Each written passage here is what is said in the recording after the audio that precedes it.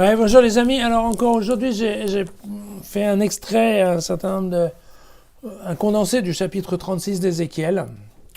Et je pense que vous allez aussi comprendre pourquoi, mais donc je vous explique avant que la façon dont ça se passe, vous allez voir que Dieu annonce au peuple que c'est lui qui les a punis en les dispersant et donc les envoyant en exil, parce que c'est ça la question.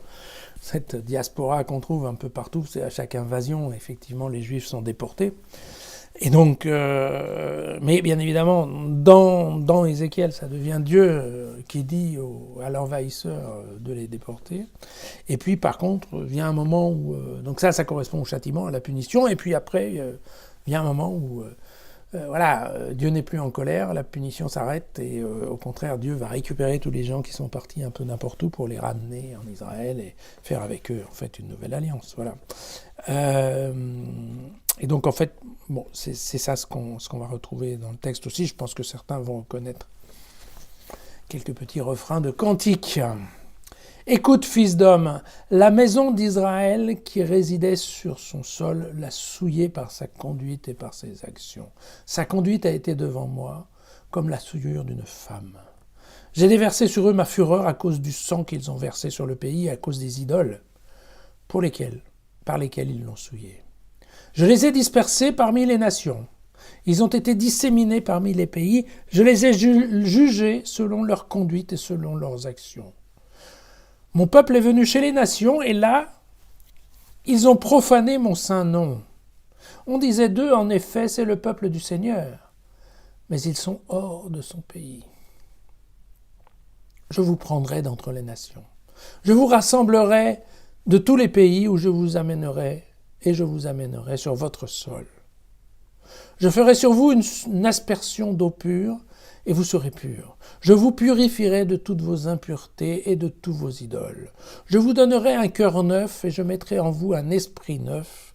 J'enlèverai de votre corps le cœur de pierre, et je vous donnerai un cœur de chair. Je mettrai en vous mon propre esprit, je vous ferai marcher selon mes lois, garder et pratiquer mes coutumes. Vous habiterez le pays que j'ai donné à vos pères, vous serez mon peuple, et je serai votre Dieu. Je vous délivrerai de toutes vos souillures, j'appellerai le blé, je le ferai abonder, je ne vous imposerai plus la famine. Ainsi parle le Seigneur Dieu, le jour où je vous purifierai de tous vos péchés, je peuplerai les villes, et les ruines seront relevées. Le pays dévasté sera cultivé au lieu d'être un désert aux yeux de tous les passants. On dira, ce pays qui était dévasté est devenu comme un jardin d'Éden. Les villes qui étaient en ruine, dévastées, démolies, seront fortifiées et habitées. Alors les nations qui subsisteront autour de vous connaîtront que je suis le Seigneur, qui reconstruit ce qui a été démoli, qui replante ce qui a été dévasté.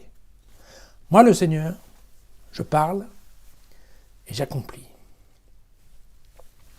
Tout un programme politique, on va dire.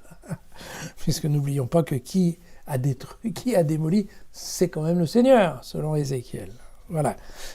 Je pense que c'est un beau texte et qu'il devait bien résonner aux oreilles parce que vous savez, ces histoires de villes détruites, c'était exactement la situation de Jérusalem et de la destruction du temple, donc en moins 600. Voilà, à demain.